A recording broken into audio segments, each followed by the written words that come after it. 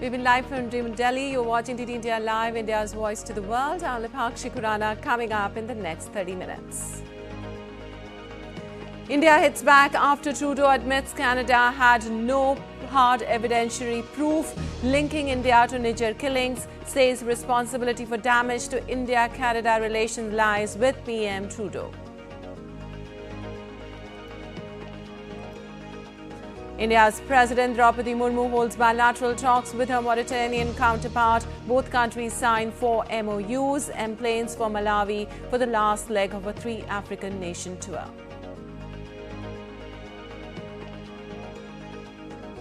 EU leaders to begin 2-day meeting in Brussels, Ukraine and West Asia conflict to top the agenda.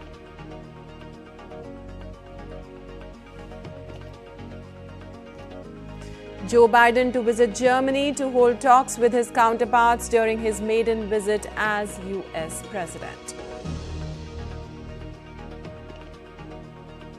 And in Nigeria, around 150 people killed, dozens injured as fuel tanker explodes in northern state of Jigawa.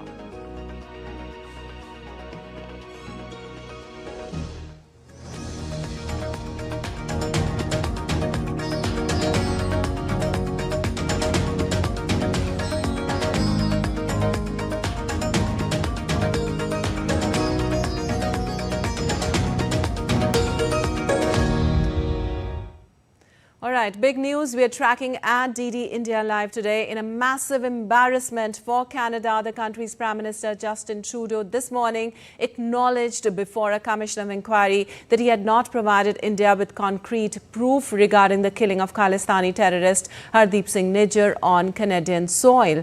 Responding to which, the India's Ministry of External Affairs said what it has heard only confirms New Delhi's consistent stand that Canada has presented us no evidence in support of the serious allegations Canada chose to level against India and Indian diplomats. In the statement, MEA said, and I quote, "What we have heard today only confirms what we have been saying consistently all along. Canada has presented us no evidence whatsoever in support of the serious allegations that it has chosen to level against India and Indian diplomats. The responsibility for the damage that this cavalier behavior has caused to India-Canada relation lies with Prime Minister Trudeau alone." And in India's Meghna Dev joins us on phone line for more. Well, Meghna, a total U-turn. Canadian PM Trudeau admits he had no evidence against India regarding Nijjar's killing. This admission comes almost amid rising tensions between India and Canada, raising questions about the allegations that triggered this diplomatic crisis. Yes, Lipakshi, when we actually see that Trudeau, who was testifying before the foreign interference inquiry, did acknowledge that his government had implicated New Delhi in Nijjar's assassination last year as well, and they were acting on weak intelligence rather than definitive proof. So that is a huge embarrassment for the Canadian government, that they have been acting and they have been constantly trying to malign India's image. On internationally by calling out India for murder of Canadian on Canadian soil. That's what they have been saying, and now they come up with this, that they did not share any hard evidence. Now that actually definitely implies what India has been saying all along, that not a shred of evidence has been shared with India, and India has been constantly asking for evidence to be shared. There have been assertions, but nothing concrete was shared till now. But besides that, allegations over allegations have been put on India in terms of, when we actually see that the persons of interest in this murder investigation have been, High Commissioner to Canada as well as for Indian diplomats. So that is definitely now a very big embarrassment for the Canadian government, that while they've been trying to, level allegations against, High Commissioner and Indian diplomats, they do not have any hard evidence to prove it. That's what India has been saying all along. So this is specifically as well, we saw in the Ministry of External Affairs interaction, reaction as well, that Canada presented no evidence in support of the serious allegations, and the responsibility for the damage lies with, with Prime Minister Trudeau alone. All right. Meghna, also India's statement accused Trudeau of fostering an environment of extremism and violence, mainly asserting that it provided space for violent extremists to harass Indian diplomats and community leaders, especially in Canada. So when we see that the elections are due and it is very, it literally seems very difficult for the Trudeau government to, secure another term. But having said that, time and again, the Canadian government has been involved with the people who actually run anti-India agenda from the Canadian soil, who are separatists, terrorists and extremists, who have been, time and again giving death threats to our, diplomats in Canada, who have been time and again giving death threats to the community, Indian community leaders in Canada.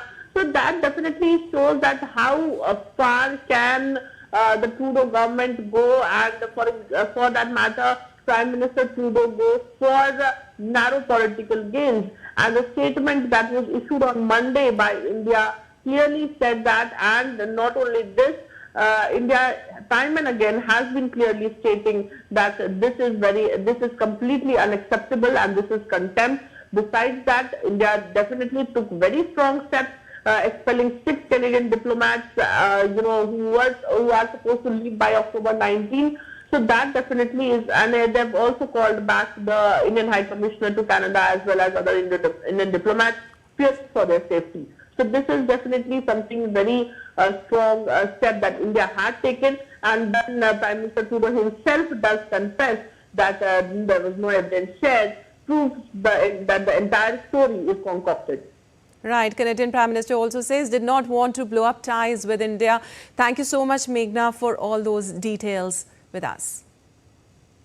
And moving on, India's President Draupadi Murmu emplains for Malawi, last leg of a 3-nation visit. During the visit to Malawi, the President is scheduled to hold bilateral meetings with the state heads and will also interact with key trade and industry leaders and the Indian diaspora. The visit to 3 African nations by the Indian President comes a year after the African Union was made a permanent member of G20 group during India's presidency. Her visit will conclude on the 19th of October.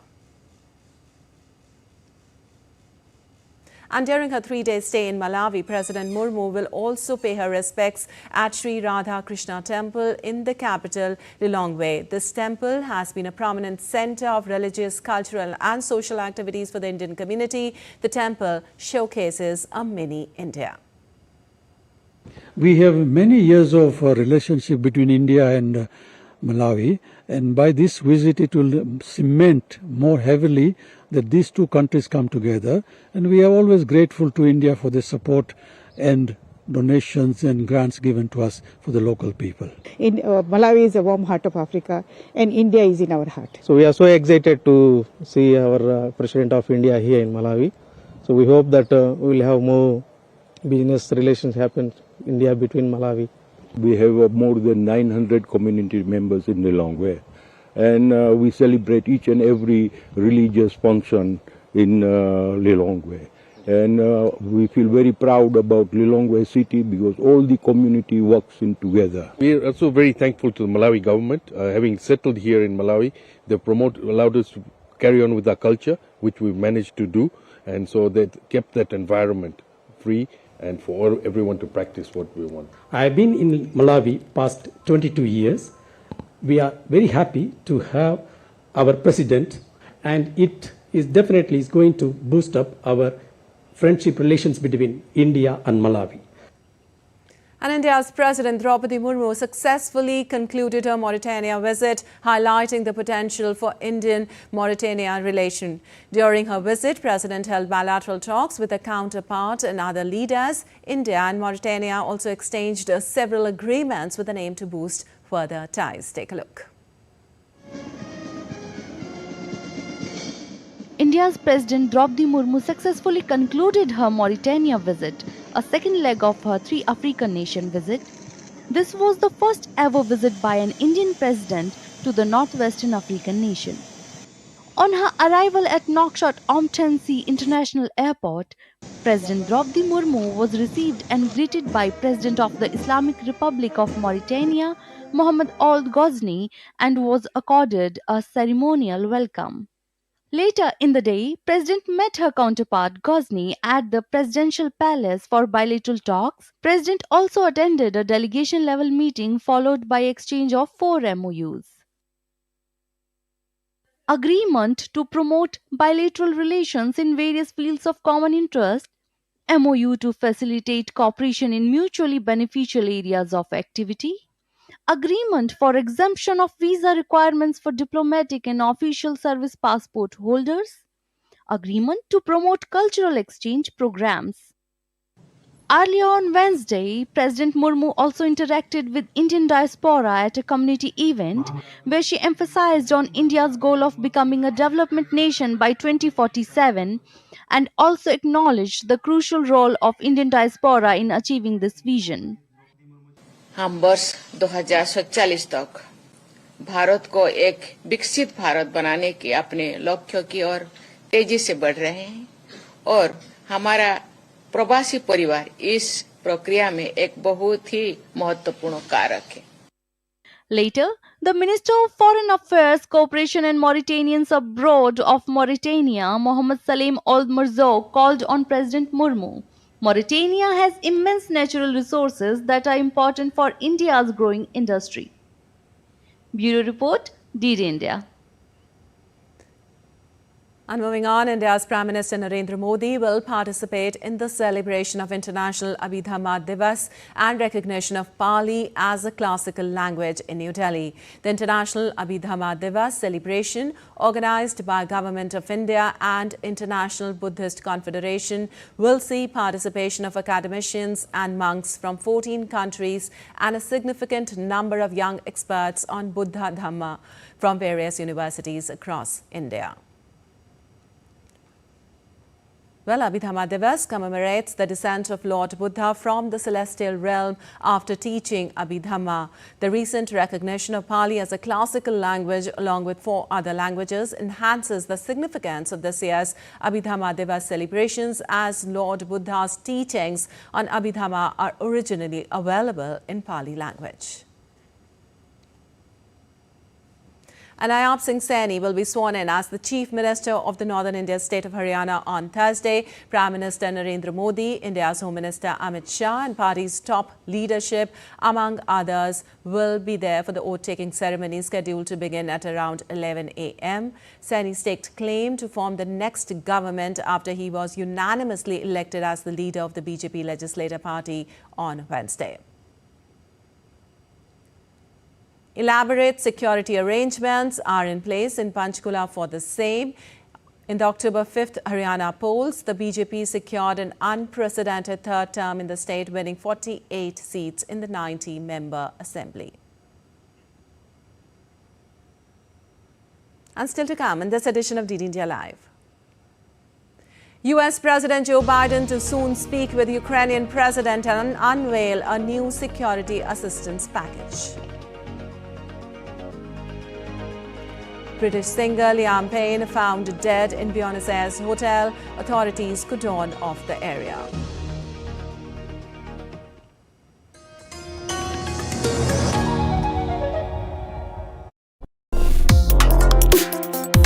Complex issues, hidden agendas, twists and turns, strategic games. We think all dots are linked. We just need to connect them. Join me every week as I connect the dots to unravel hidden designs in statecraft, mysteries, and decode issues that matter to you. Watch Connecting the Dots with me at these times on DD India.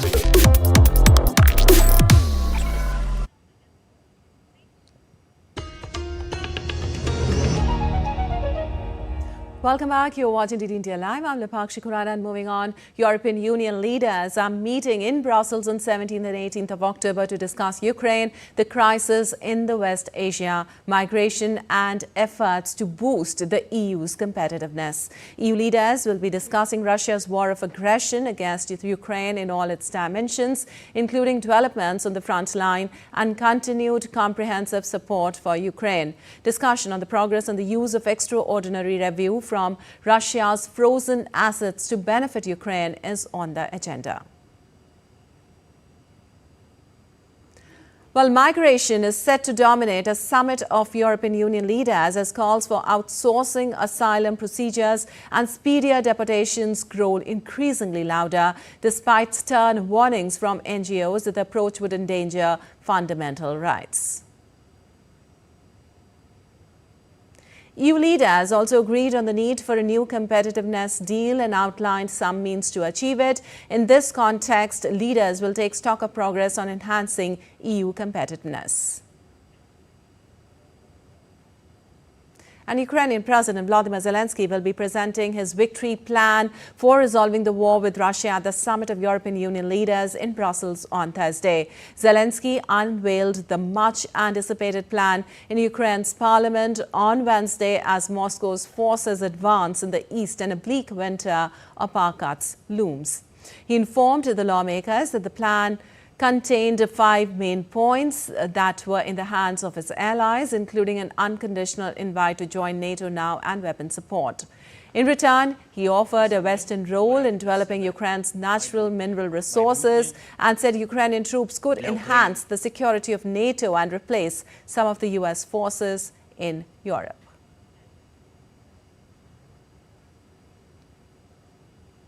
Well, the European Union held its first summit with the Gulf states on Wednesday. That is a part of EU diplomatic courting of less familiar friends, and it seeks new economic allies and enlist international support to isolate Russia. The summit is part of the EU's diplomatic push for far-flung friends as it enlists international support to isolate Russia. In a joint statement at the end of the summit, the two sides said they would revive talks launched 35 years ago on a free trade agreement but suspended in 2008. They will also hold biennial summits, the next in Saudi Arabia in 2026. An EU partnership with Bahrain, Kuwait, Oman, Qatar, Saudi Arabia and the United Arab Emirates would cover trade and investment, renewable energy, regional security and citizen issues such as visas.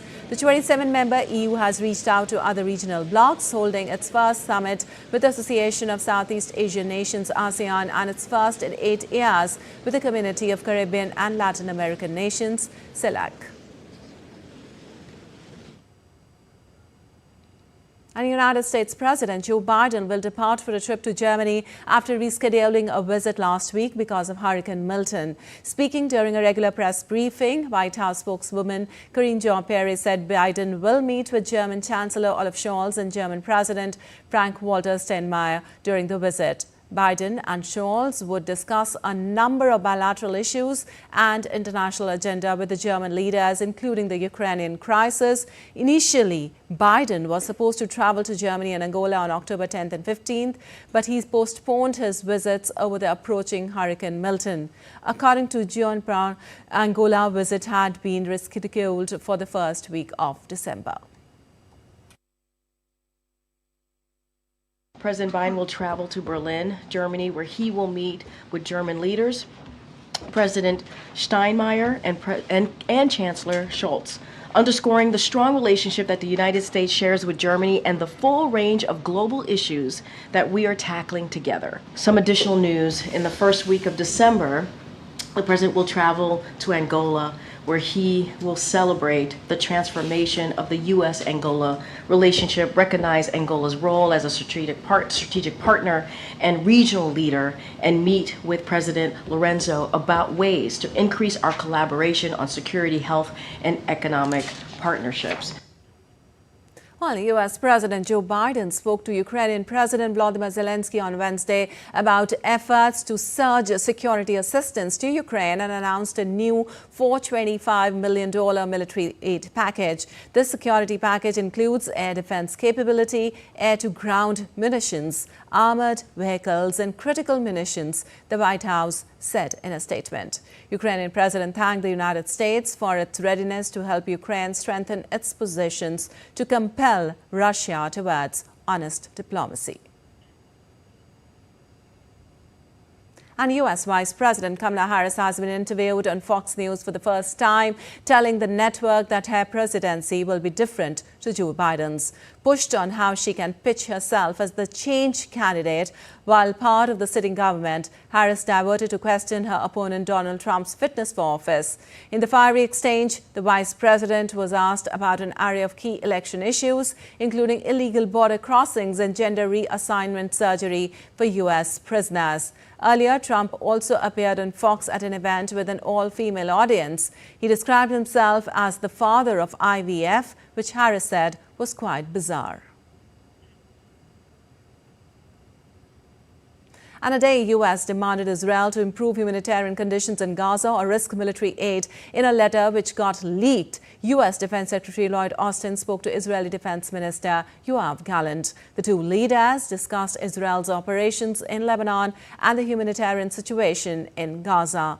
As per a statement issued thereafter, Secretary Austin encouraged the government of Israel to continue taking steps to address the dire humanitarian situation, noting the recent action by Israel to increase the amount of humanitarian assistance entering Gaza. Austin and Gallant also discussed an advanced U.S. anti-missile system that Washington has deployed to bolster Israel's air defenses.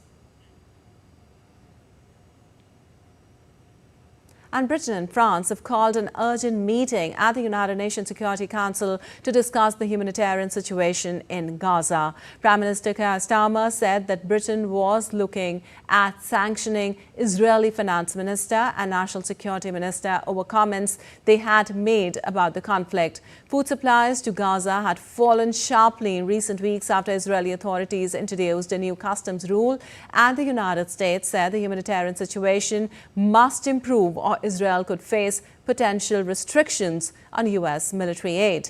Starmer and leader of the opposition Conservative Party Rishi Sunak clashed over policy towards China and issues of national security. Starmer denied halting a scheme established by the previous government that would help to protect the UK from interference from foreign states.